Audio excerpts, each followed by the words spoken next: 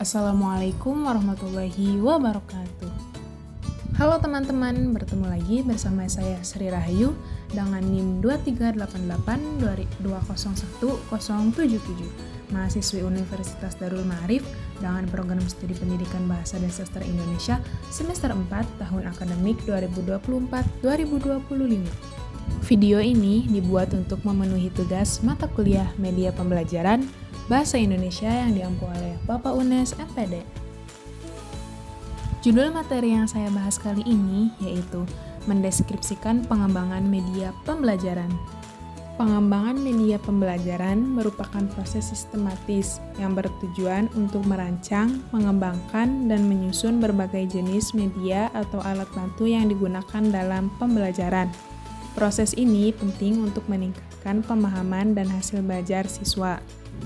Pembahasan pertama yaitu tahapan perencanaan, melibatkan beberapa tahapan penting, yaitu 1. Analisis kebutuhan, meliputi mengidentifikasi kebutuhan pembelajaran termasuk tujuan target, sasaran, kurikulum, dan tantangan yang dihadapi siswa. Yang kedua, perencanaan, merencanakan tujuan, konten, struktur, dan pendekatan pengajaran yang akan digunakan. Yang ketiga, desain, membuat desain visual dan interaktif dari media pembelajaran, mempertimbangkan elemen seperti tampilan, grafik, dan audio agar menarik bagi siswa. Yang keempat, pengembangan, yaitu implementasi desain menjadi media pembelajaran yang sesungguhnya melalui pembuatan dan pengujian. Yang terakhir, evaluasi, menilai keefektifan media melalui uji coba dengan siswa dan analisis hasil belajar. Selanjutnya, penulisan naskah media. Penulisan naskah media adalah proses menyusun teks atau isi cerita yang akan disajikan dalam media pembelajaran, seperti video, animasi, audio, atau multimedia interaktif. Naskah berperan sebagai pedoman bagi pembuatan isi visual, suara, dan alur pembelajaran.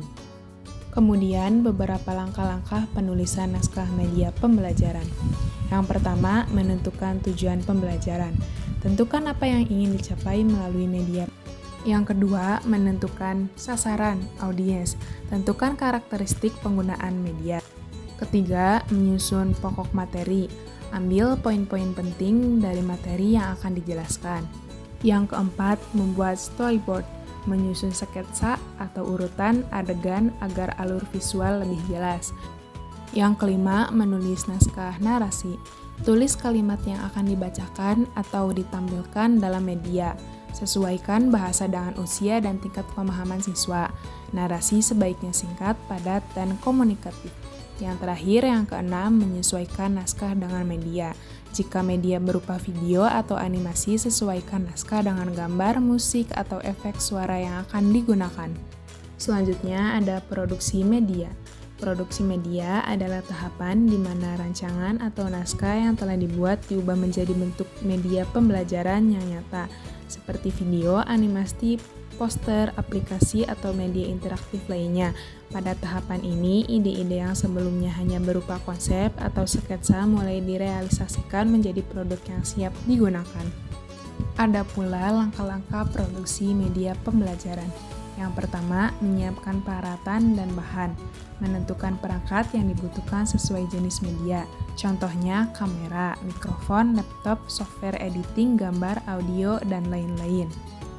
Yang kedua, pembuatan komponen media.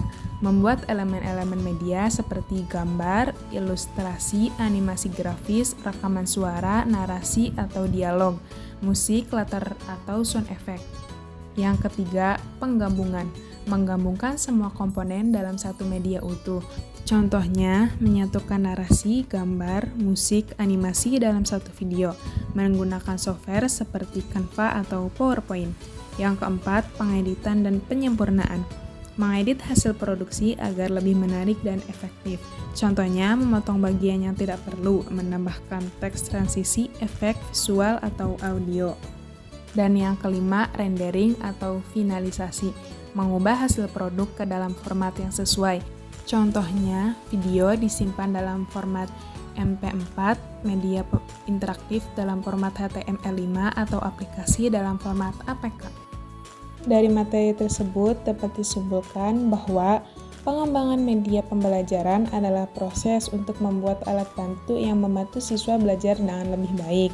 Proses ini meliputi langkah-langkah seperti menganalisis kebutuhan, merancang, membuat, menguji, dan merevisi media yang akan digunakan.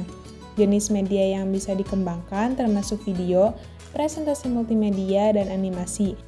Dengan media pembelajaran yang baik, proses belajar menjadi lebih menarik dan membantu siswa memahami materi dengan lebih mudah. Sekian pembahasan dari saya. Mohon maaf apabila ada kata-kata yang belum benar diucapkan. Semoga bermanfaat bagi semuanya. Sebelum mengakhiri video, saya ucapkan taqabbalallahu minna wa minkum taqabbal ya karim. Minal aizin wal faizin, mohon maaf lahir dan batin. Terima kasih.